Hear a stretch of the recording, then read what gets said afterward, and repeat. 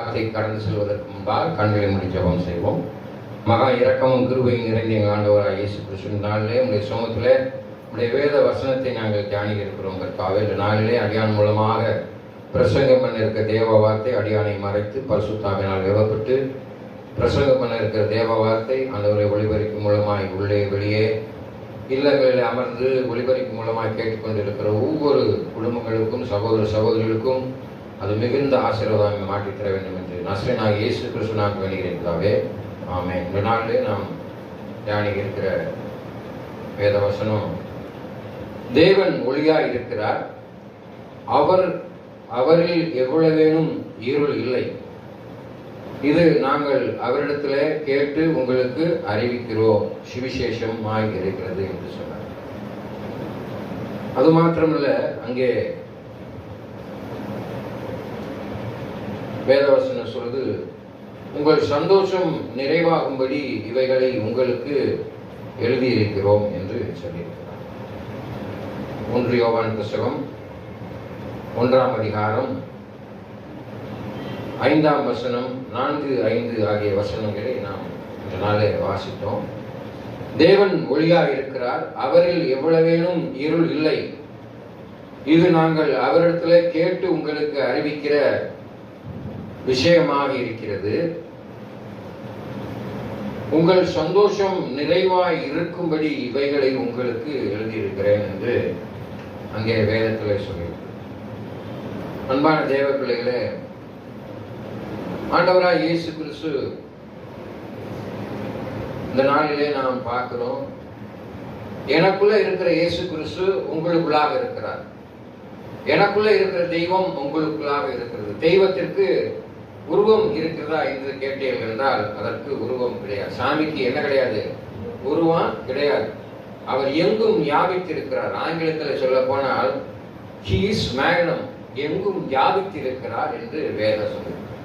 அவர் காற்றை போல ஒளியாய் இருக்கிறார் என்று வேதம் சொல்லுகிறார். ஆதி முதலாக இருந்து நாங்கள் கேட்டதும் எங்கள் கண்களினால் கண்டதும் நாங்கள் நோக்கி பார்த்ததும் எங்கள் கைகளினால் தொட்டதுமாய் இருக்கிற ஜீவ வார்த்தை குறித்து உங்களுக்கு இந்த நாளிலே அறிவிக்கிறோம். அப்ப ஜீவ வார்த்தையை குறித்துனா உயிருள்ள ஜீவன்னா உயிருள்ள வார்த்தை. உயிருள்ள வார்த்தையை நான் என்ன செய்றேன் இந்த நாளிலே உங்களுக்கு சொல்ல இருக்கிறேன். அந்த என்ன வார்த்தை?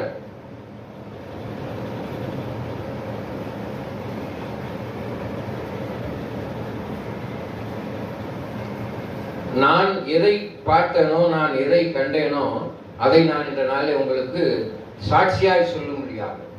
ஆண்டவர் எனக்கு செய்த நன்மைகளை சாட்சியாக உங்களுக்கு சொல்றோம். நம்ம வாழ்நாளில் எத்தனையோ தடவை தெய்வம் நம்மளை காப்பாற்றிருக்கு. ஆபத்துகளிலிருந்து, விபத்துகளிலிருந்து, சுகவீனத்திலிருந்து, பொருளாதார சூழ்நிலைகள் முடக்கத்திலிருந்து, வியாதியிலிருந்து, எவ்வளவோ சூழ்நிலைகள்ல இருந்து நம்மளை தெய்வம் என்ன செஞ்சிருக்கு? காப்பாற்றி இருக்கிறது. அங்கே வேத வசனத்துல நம்ம பார்க்கிறோம், அந்த ஜீவன் வெளிப்பட்டது. ஆண்டவருடைய ஜீவன் நம்மளுக்குள்ளாக இருந்து அது நம்மளை என்ன செய்யுமா? என்ன செய்யுமா? வெளிப்படுத்தும் என்று சொல்லி இருக்கிறது. எப்படி வெளிப்படுத்தும்? எப்படி வெளிப்படுத்தும்? அங்கே பிதாவினிடத்திலிருந்து எங்களுக்கு வெளிப்பட்டதுமான நித்தியமாய் இருக்கிற அந்த ஜீவன் நாங்கள் கண்டும் அதை குறித்து சாட்சி கொடுத்து அதை உங்களுக்கு சாட்சி கொடுத்து உங்களுக்கு அறிவிக்கிறோம். இயேசு கிறிஸ்து எனக்காக மரித்தார், எனக்காக தன் ஜீவனை விட்டார். என்னுடைய பாவங்கள், என்னுடைய மீறுதலுக்காக என்னை முழுமையாக அவர் கரத்தில் நான் ஒப்பு கொடுக்கிறேன் என்று நம்ம சொல்றோம். நம்ம தெய்வத்தை நம்பிதான் இந்த இடத்துல வரோம் இல்லையா? ஆலயத்துக்கு எதுக்கு வரோம்? சும்மா உட்காந்து விளையாண்டுக்கிட்டு அங்கிட்ட இருந்து பார்த்துக்கிட்டு சிரிச்சுக்கிட்டு இருக்கிறதுக்கு கிடையாது. நல்லா தெரிஞ்சுக்கோங்க. பயம், தெய்வ பயம் வேணும், நடுக்க வேணும். இது உங்க வகுப்பறை கிடையாது, உங்க பள்ளியறை கிடையாது. ஆண்டவர் வாசம் செய்கிற ஒரு இடம். என் நாமத்தினாலே எங்கு 2, 3 பேர் கூடுகிறீர்களோ அங்கு நான் வாசமாயிருக்கு. அப்ப இங்க ஆண்டவர் உங்களிடத்துல சொல்ற காரியம் என்னன்னு கேட்டீங்கன்னா, அவர் ஒளியாக இருக்கிறார். என்னவா இருக்கிறாரா? அவர் ஒளியாக இருக்கிறார். அவரில் எவ்வளவேனும் இருள் இல்லை.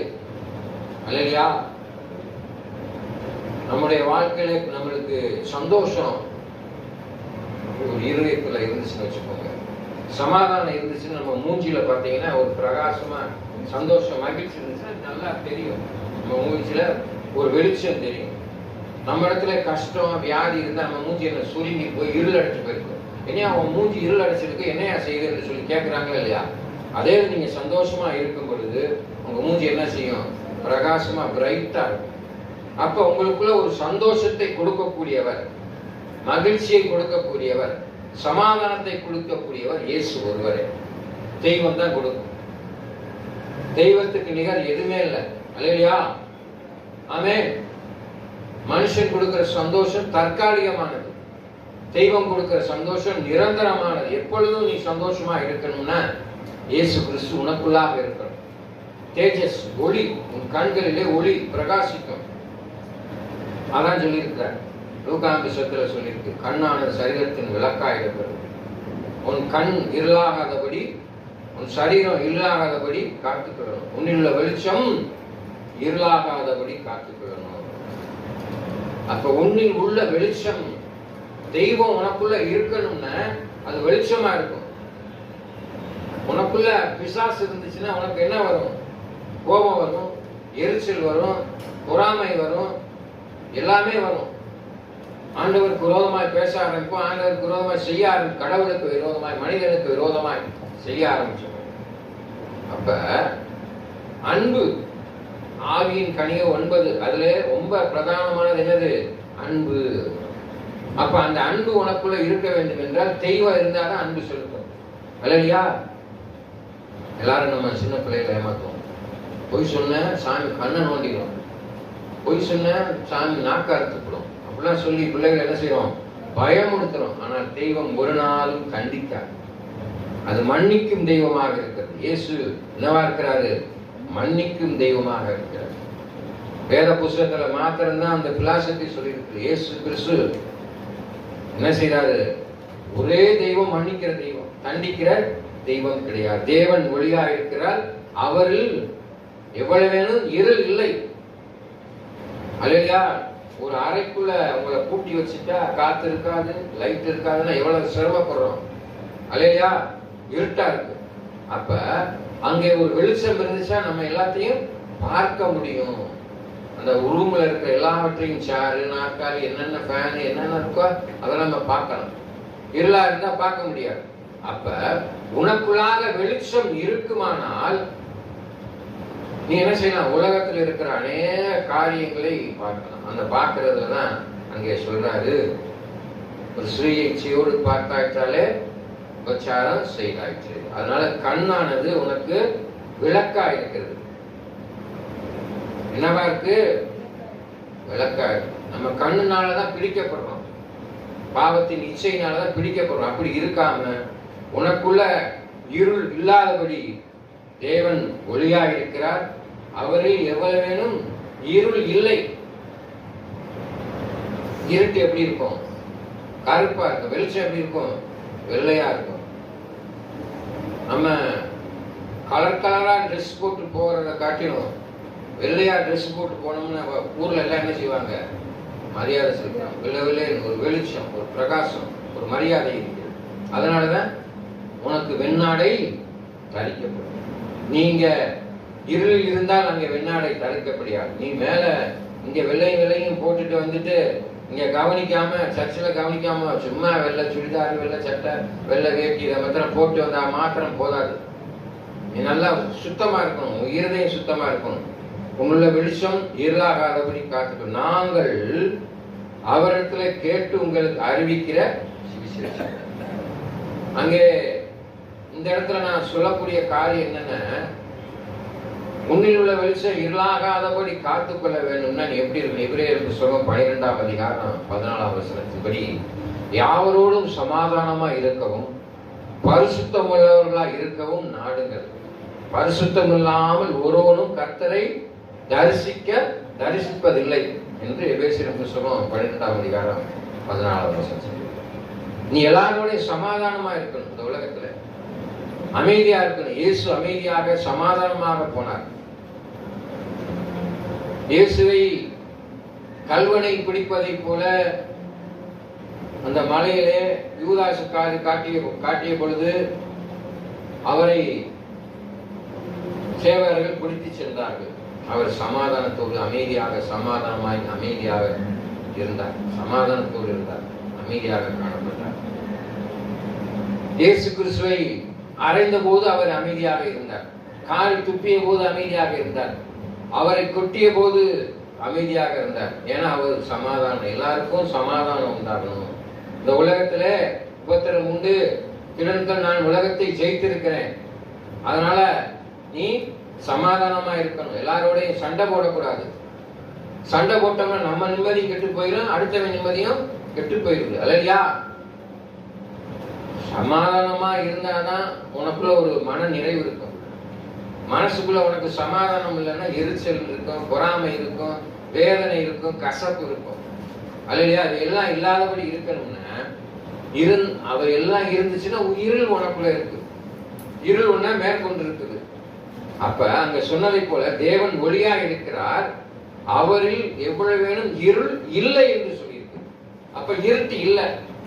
உனக்குள்ள இருள் இருக்குன்னா உனக்குள்ள பாவம் நிலைத்திருந்தால் இருள் இருக்கும், பிசாசு வந்துடும். பொல்லாத காரியத்தை சிந்திப்பாய், பொல்லாத காரியத்தை நீ நடப்பிப்பாய், பொல்லாத வார்த்தைகளை பேசுவீர்கள், ஆண்டவருக்கு விரோதமாய் செயல்படுவீர்கள். வேதவசனம் சொல்லுது, ஆவி மாமிசத்துக்கு விரோதமாகவும் மாமிசம் ஆவிக்கு விரோதமாகவும் போராடும். நம்ம நல்லது செய்யணும்னு நினைப்போம், குடிக்க கூடாதுன்னு நினைப்போம், சண்டை போடக்கூடாதுன்னு நினைப்போம், கெட்ட வார்த்தை பேசக்கூடாதுன்னு நினைப்போம், அடுத்தவனை அடிக்கக்கூடாதுன்னு நினைப்போம், அடுத்தவன் பொருளை திருடக்கூடாதுன்னு நினைப்போம். ஆனா உள்ள பிசாசு இருள் இருந்து என்ன செய்யும்? நம்மளை அவன் புஸ்தகத்தை களவாண்டி வை, அவன் புஸ்தகத்தை ஒழிச்சு வை, அவன் பொன்சலை திருடிடு, அவனை போட்டு அடி அப்படின்னு சொல்லி என்ன செய்யும்? உள்ள சொல்லிக்கிட்டே இருக்கும். தீய காரியத்தை சொல்லிக் கொடுத்து கொண்டிருக்கும். எது? இருள். சர்ப்பமானது ஏவாளை வஞ்சித்ததை போல உங்களை என்ன செய்யும்?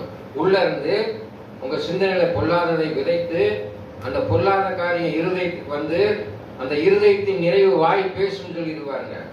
உங்களை ஒருத்தன் திட்டுனா உடனே என்ன செஞ்சிடுறீங்க? அவனுக்கு பதிலுக்கு 10 வார்த்தை திட்டிடுறோம்.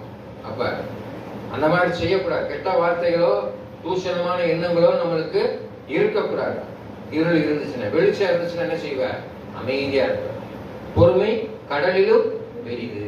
எவன் ஒருவன் தன் வாயை திறவாமல் இருக்கிறானோ அவன் ஞானி எனப்படுவான். வேத புஸ்தகத்துல சொல்லி உலக மனிதன் என்ன சொல்லியிருக்கான்? பொறுமை கடலிலும் பெரிது, பொறுத்தார் பூமி ஆழ்வார். அன்பான தேவ பிள்ளைகளே, நன்றாக தெரிந்து கொள்ளுங்க, இயேசு கிறிஸ்து பொறுமையாக இருந்தார். அவர் சுவிசேஷம் என்ன சுவிசேஷத்தை அறிவித்தார். சிலுவையிலே அவரை ஆணிகள் கடாவப்பட்டு, கைகாலிலே ஆணிகள் கடாவப்பட்டது, அமைதியாக இருந்தார். அவரை ஈட்டியினாலே விழாவிலே குத்தின போது அமைதியாக இருந்தார். அவரை நீ தேவனுடைய குமாரனாக இருந்தா, நீ பெரிய பெரிய இவனா இருந்தா அவனா இருந்தான்னு சொல்லி கீழே இருந்து கிண்டல் பண்ணியிருப்பாங்க. நம்மளை கிண்டல் பண்றாங்க. அது மாதிரி நீ பெரிய இவன் யோக்கியம், எப்ப பார்த்தாலும் ஏசு ஏசு சாமி சாமி கிட்டே இருந்தா. வேதவசனத்துல சொல்லியிருக்கு, சிலுவையை குறித்து உபதேசம் கெட்டு போறவர்களுக்கு பைத்தியமா இருக்கிறது, அது ரட்சிக்கப்படுகிறவர்களுக்கோ தேவ பலனா இருக்கிறது. இன்னைக்கு யார் கேட்கிறா? அவங்க நம்ம சொந்த பிள்ளைகளே, தம்பி அந்த மாதிரி செய்யக்கூடாது, வேத புஸ்தகத்தை வாசிங்க, ஜெபம் பண்ணுங்க, அப்பா அம்மாக்கு கீழ்ப்படிங்க. வேதத்துல சொல்லி இருக்குது, உன் தகப்பன் புத்தியை கேள், உன் தாயின் போதகத்தை தள்ளாதே என்று சொல்லியிருக்கு. அம்மா பேச்ச கேளுப்பா, அப்பா பேச்ச கேளுப்பா சொன்னாலும் பிள்ளைகள் இன்னைக்கு கேட்கிறார்களா? கேட்கக்கூடிய பிள்ளைகள் இருக்கிறார்கள், கேட்காத பிள்ளைகள் இருக்கிறார்கள். கேட்காத பிள்ளைங்க அதனுடைய பலனை பெற்றுக்கொள்கிறார். கேட்கிற பிள்ளைகள் அவருடைய வாழ்க்கையில ஆசீர்வாதத்தை பெற்றுக்கொள்கிறார்கள். ஆமென். பூமியிலே உன் ஆயுசு நாட்கள் நீடித்திருப்பதற்கு உன் தகப்பனையும் உன் தாயும் கனம் பண்ணுவாங்க. இன்னைக்கு எங்க நடக்குது யோசிச்சு பாருங்க. இன்னைக்கு பிள்ளைங்க பெற்ற தாய் தகப்பனுக்கு மரியாதை கொடுப்பதில்லை. நீ வா உட்கார் என்று சொல்லி அவமானமாக பேசுகிறார்கள், மரியாதை இல்லாம பேசுறாங்க. உனக்கு வேலை இல்லை, தாய் தகப்பனை கனத்தோடு பேசு. அல்லேலூயா. பூமியில நீங்களனால இருக்கணும்னா அம்மா அப்பாவுக்கு மரியாதை கொடுக்கணும். இல்லை சீக்கிரம் உன் ஆயுசு நாட்கள் சோழி முடிஞ்சிடும். அல்லேலூயா. அன்பான தேவ பிள்ளைகள், நன்றாக தெரிந்து கொள்ளுங்கள். அங்கே சொல்றாரு, எல்லாவற்றையும் இயேசு நன்மை செய்ததை பார்த்தார்கள். இயேசு குருடனை சுகமாக்கினதை பார்த்தார்கள். இயேசு கிறிஸ்து ஊமையை பேச செய்தார், செவிடனை கேட்க செய்தார், முடவனை நடக்க செய்தார், வியாதிப்பட்டவனை வியாதியிலிருந்து சுகமாக்கினார், மரித்தவனை உயிர்த்தடைய செய்தார், பிசாசு பிடித்தவனை பிசாசின் சிறையில் இருக்கிறது. எல்லாவற்றையும் பார்த்துக் கொண்டிருக்கிற ஜனங்கள் இவரை சிலுவையை அறையும் என்று தேவனுக்கு விரோதமாய் பேசினார்கள். இன்னைக்கு நம்மளும் எவ்வளவோ நல்லது செஞ்சாலும், எவ்வளவு நன்மை செய்து உதவி செய்தாலும் நம்மளை பின்னால போய் பெரிய நல்ல மாதிரி நடிக்கலாம் பாரு. ஏதாவது நாலு நல்லா செஞ்சா அவன் பெரிய ஆள் ஆகிடுவானோ, நல்லவன் பேர் வாங்கிடுவானோ என்று சொல்லிதான் நம்மளை தூஷிக்கக்கூடியவர்கள் அதிகமான பேர் இருப்பார்கள். சில பேர் பாராட்டுக்கு இருப்பாங்க உலகத்துல. அதை போலதான் இயேசுவை தூஷித்தவர்கள் உண்டு, அமைதியாக இருந்தவர்கள் உண்டு, இயேசுவை உணர்ந்து கொண்டவர்கள் உண்டு. அதுல உணர்ந்து கொண்டவன் தான் இடது பக்கத்தில் இருந்த கல்வன். அவன் உணர்ந்து கொண்டான். சும்மா இருடா, அவரை கேள்வி பண்ணாதே, தேவகுமார் ஆண்டவருடைய ராஜ்யத்திலே அடியானை நினைவு கூறும் என்று அந்த கல்வன் சொன்னான். அதை போல இருக்கிற ஜனங்கள் இருக்கிறாங்க, அவரை நினைவு கூறக்கூடியவங்க இருக்கிறாங்க.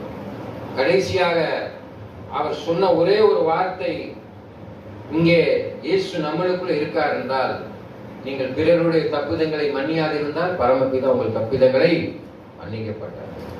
இந்த வசனம் சொல்லு. உனக்கு விரோதமா எவ்வளவு பேசியிருந்தாலும், உனக்கு விரோதமா எவ்வளவு செய்திருந்தாலும், இயேசுக்கு விரோதமா எல்லாவற்றையும் செய்தார்கள். இயேசு தேவனுடைய குமாரன் என்று அறிந்தார்கள். அற்புத அதிசயங்களை பார்த்தார்கள். பார்த்தும் கூட இவரை சிலுவையில அறையும் பரபாசு கொலகாரனை விடுதலை பண்ணுங்கன்னு சொன்னாங்க. அதே வாயில தான் இயேசுவை போற்றினார்கள், ஆச்சரியப்பட்டார்கள். ஆமென். ஆனால் இயேசு இறுதியாக அங்கே சொன்னார் சிலுவையிலே, பிதாவே தாங்கள் செய்வது இன்னதென்று அறியாதிருக்கிறார்கள், இவர்களை மன்னியும் என்ற ஒரு தத்துவத்தை அங்கே சொன்னார். அவ்வளவு போராட்டம், அவ்வளவு வேதனை, மரணத்தினுடைய இறுதி விளிம்பில இருக்கிறப்ப கூட இயேசு கிறிஸ்து, பிதாவே இந்த ஜனங்க செய்யறது என்னன்னு தெரியாம செய்யறாங்க, தயவுசெய்து இவங்களை மன்னிச்சிருங்கன்னு சொல்லி எங்கே அவர் விண்ணப்பம் செய்தார்கள். அதை போலதான் நம்முடைய வாழ்க்கையிலே நாம் செய்கிற ஒவ்வொரு காரியத்தையும் ஆண்டவர் பார்த்து கொண்டிருக்கிறார். உனக்குள்ள ஒளி இருக்குதா, இருள் இருக்குதா, உனக்குள்ள தெய்வம் இருக்கா இல்லையா என்பதை பரத்தில் இருந்து என் கண்கள் நோக்கிய வண்ணமாக இருக்கிறது. என நானே வழியாக இருக்கிறேன், சத்தியமாக இருக்கிறேன், ஜீவனாக இருக்கிறேன், என்னை அல்லாமல் ஒருவனும் பிதாவிடத்தில் வரான் என்று யோவான் 14:6 சொல்லப்பட்டது போல தெய்வம் தான் நம்முடைய வாழ்க்கையை வழியாக இருக்கிறது. அவர் எப்படி நம்மளுக்கு ஒரு முன்மாதிரியை விட்டு சென்றால் அந்த முன்மாதிரியின்படி நாம் பின்பற்றி நடப்போமானால் இயேசு உனக்குள்ளாக இருப்பார், அவர் ஒளியாக இருப்பார். அந்த வெளிச்சம் தான் சுவிசேஷம். இயேசு உனக்குள்ளாக இருப்பார். ஆனால் நீ தீய வார்த்தை பேச மாட்டாய், தீய காரியத்தை செய்ய மாட்டாய், தீயதை சிந்தரிக்க மாட்டாய், பொல்லாத எண்ணங்களை உன் இருதயத்திலே நினைத்துக் கொள்ள மாட்டாய். ஆமென். அன்பான தேவ பிள்ளைகளே, அதனாலதான் அவர் சொல்றாரு, உங்கள் சந்தோஷம் நிறைவா இருக்கும்படி இவைகளை உங்களுக்கு சொல்கிறேன். அவர் ஒளியா இருக்கிறார். எவ்வளவேனும் இருள் அவரிடத்துல இல்லை, அவரில் எவ்வளவேனும் இருள் இல்லை. தெய்வம் இருந்தா அங்க பிசாசு இல்ல. பிசாசை சிலுவையிலே வென்று முடித்து விட்டார். அப்ப நீ தேவனால பிறந்திருக்கிறாய் என்றால் இந்த உலகத்தை ஜெயிக்க பிறந்திருக்க, நீ தோற்று போகவே மாட்ட. நம்ம பிள்ளைங்க தோற்று போவதை நம்ம விரும்புவோமா? ஒரு போட்டியில கலந்து கொள்கிறது, அந்த பிள்ளை முதல் பரிசு பெற்று வந்து நம்மிடத்துல ஒரு கோப்பையோ ஒரு சர்டிபிகேட்டோ மெடலை காமிக்கும் பொழுது பெற்றவர்களாகி நாம் மிகுந்த சந்தோஷப்படுகிறோம், மகிழ்ச்சி அடைகிறோம். அன்பான தேவ பிள்ளைகளே, இந்த உலகத்திலே உங்களுடைய பிள்ளைகள் பிசாசின் பிடியிலிருந்து, பிசாசின் சிறையிருப்பிலிருந்து விடுதலை பெற வேண்டும் என்று நீங்கள் உங்கள் பிள்ளைகளுக்காக ஜெபம் செய்யுங்கள். பிள்ளைகள் கர்த்தரால் வரும் சுதந்திரம். ஆமென். உங்க பிள்ளைகளை நல்ல வளர்ப்புல வளர்க்கணும், சொல்லிக் கொடுக்கணும். உங்கள் சந்தோஷம் நிறைவாக இருக்கும்படி உங்களுக்கு சொல்கிறேன். யாரை எந்த தாய் தாப்பனும் தான் பிள்ளை கெட்டு போகணும்னு நினைக்கவே மாட்டாங்க. பொல்லாதவர்களாகி நீங்களே உங்கள் பிள்ளைகளுக்கு நல்ல ஈவை கொடுக்க நினைக்கும் பொழுது பிதாவானவர் உங்களுக்கு நல்லதாக செய்வார். நல்லதாக செஞ்சிருக்கிறார். நல்ல கைகால் சுகத்தை கொடுத்திருக்கிறார், பேசும் திறனை கொடுத்திருக்கிறார். உலகத்துல எத்தனையோ பேர் பேச முடியாம செவிகள் கேட்க முடியாம நடக்க முடியாம இருந்தாலும் கூட அவர்களுடைய அந்த ஊனத்தை கண்டுகொள்ளாதபடி தேவனை தேடிக்கொண்டிருக்கிறார். இன்றைய நாளிலே நல்ல கைகால் சுகத்தோடு இருப்பவர்கள் கடவுளை தேடுவதில்லை. அவன் வரத்துக்குரிய காரியம். கோயிலுக்கு வரதில்லை, சபை கூடுதல், ஒரு நாள் 6 நாள் வேலை பார்க்கிறோம், சம்பாதிக்கிறோம். இயேசு கிறிஸ்து 6 நாள் வேலை பார்த்தார், 7 நாள் ஓய்வு இருந்தார். அந்த 7ஆம் நாளிலே அமைதியா இருந்தார். அதே போல உங்களுடைய வாழ்நாளில் இந்த 7ஆம் நாள் ஆண்டவருக்காக ஒதுக்க வேண்டும். வீட்டில் எனக்கு வேலை இருக்கு பாஸ்டர், பாத்திரம் பண்ண வளர்க்கணும், துணி துவைக்கணும், வீடை சுத்தம் பண்ணணும், ஆமென் பண்ணிக்கிட்டே இருக்க. மணவாளன் வரும்பொழுது நீ என்ன செய்வ? வேலை பார்த்துட்டு இருப்ப. அவருக்காக தயாராய் ஆலயத்தில் இருப்பவர்கள் எடுத்துக் கொள்ளப்படுவார்கள். முதல்ல ஆலயத்துக்குள்ள இருக்கிறவங்க எடுத்துக் கொள்ளப்படுவாங்க. திடீர்னு கடவுள் வருவார். கடவுளை தேடி அமர்ந்திருக்கிற பிள்ளைகளை ஆண்டவர் கூட்டிட்டு போயிடுவார். 5 ஸ்ரீகள் திரி விளக்கு எண்ணெயோடு தயாராக இருந்தார்கள். 5 ஸ்ரீகள் திரி இல்லை, விளக்கு இல்லை, எண்ணெய் இல்லைன்னு சொல்லி அவங்க அதற்காக கடைக்கு சென்றாங்க. மணவாளன் வந்தார், 5 ஸ்ரீகளை அழைத்து சென்றார். கதவு அடைக்கப்பட்டது.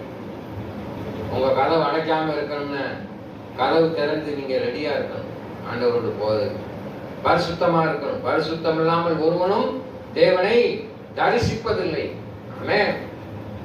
இருள் உனக்குள்ள இருந்துச்சுன்னா கடவுளை பார்க்க முடியாது. தெய்வம் உனக்குள்ள இருக்கிற தெய்வத்தை நல்லா பார்க்கலாம். மோசே அந்த முள்செடி, பச்சை மரம் எங்கேயாவது எரிய பார்த்துருக்கீங்கன்னா காஞ்ச மரம் தான் எரியும். முள்ளு காஞ்ச உடனே என்ன செய்யணும்? அதை குமிச்சு போட்டு தீய வச்சு எரிக்கிறோம்.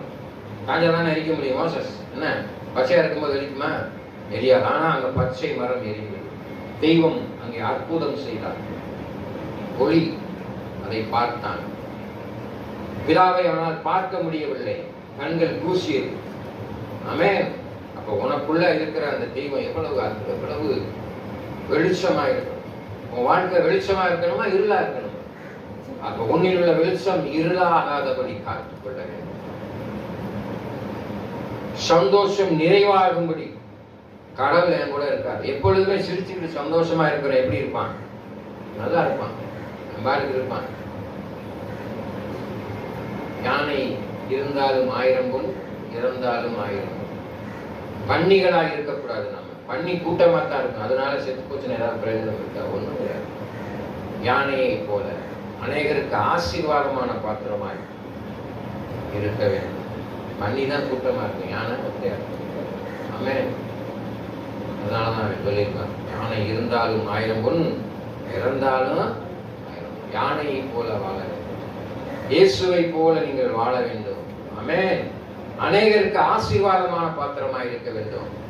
அநேகருக்கு பிரயோஜனம் உள்ள பாத்திரமாக இருக்க வேண்டும். அப்பதான் உங்களுக்குள்ள சந்தோஷம் இருக்கும். அல்லையா? சொல்றான் பார் உலக மனுஷன், தர்மம் தலை காக்கும்.